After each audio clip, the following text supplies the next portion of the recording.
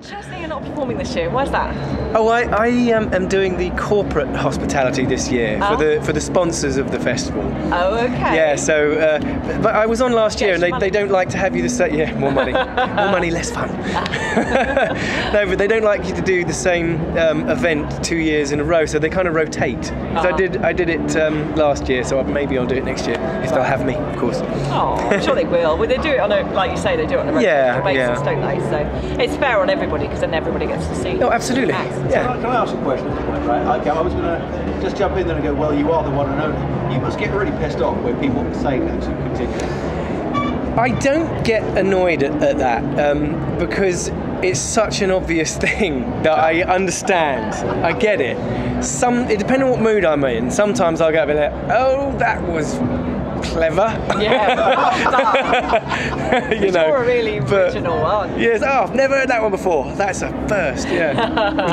I get it on Twitter a lot, you know, like, I don't know, I've tweeted a picture of me and my son the other day, you know, and of course I got quite a few that said, "Is he your one and only?" I'll see what I did there. You know. I bet you have to get really sick of just like, all right, move, next.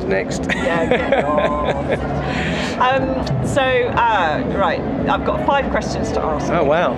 First one. Make them good. Yeah, they are pretty good. He usually comes up with the interesting stuff. I'm the more boring one. Blame me for them. I can. It's a get out clause. So if one icon smacked of the 80s for you, what would it be? It doesn't have to be a pop star, anything. For me, personally, it would be Prince.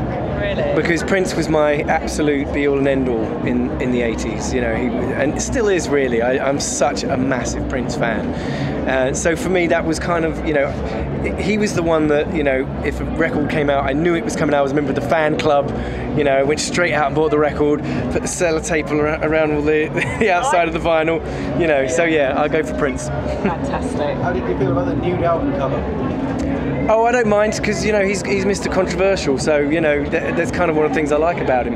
Yeah, if anyone's going to do it, it would be him. Well, exactly, yeah. And if you could get into a DeLorean and go back to the 80s, which act out of this weekend would you choose to go back and see?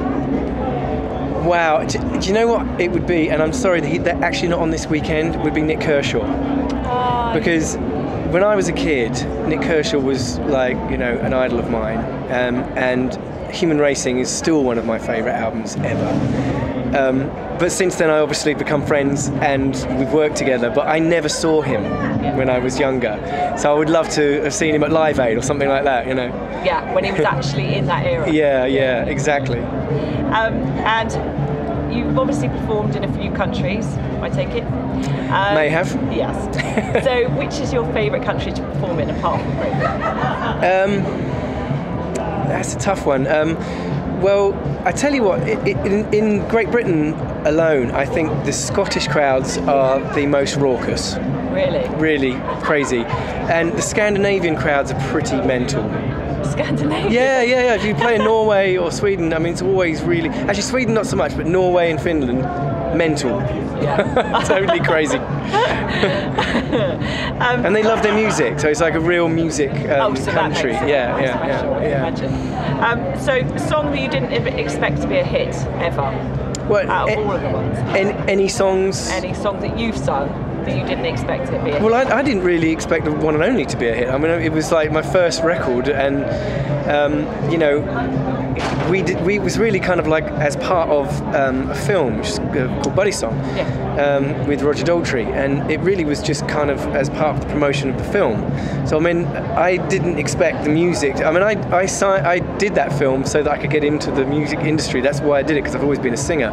So I just thought, well, I'll get this film and soundtrack over and done with, and hopefully I'll still have a record deal, and then I'll be able to do other stuff, you know. So that really was very unexpected. Yeah, but it took off and it worked. Of course, yeah. And out of the songs that you sing, what's your favourite lyric that you sing? You know, I think when you ask artists that kind of question, they'll always pick their newest stuff, you know. But I actually really, there's a song on my new album. My new album's called Real Life Love, and there's a single which is actually my latest single. It's called Aeroplane, And I've had this one lyric. She's the first lyric in the song, and it's about it was about my son. And he said to me, "Daddy, can you please make me an aeroplane? I want another one just the same." And that stuck with me, and it's been in my journal since he was like 6 years old, when he used to ask me to make him paper airplanes, you know. And you know, I wrote this song about how fleeting it is, you know, and how you have to hold on to those moments in life, those snapshots in time, you know.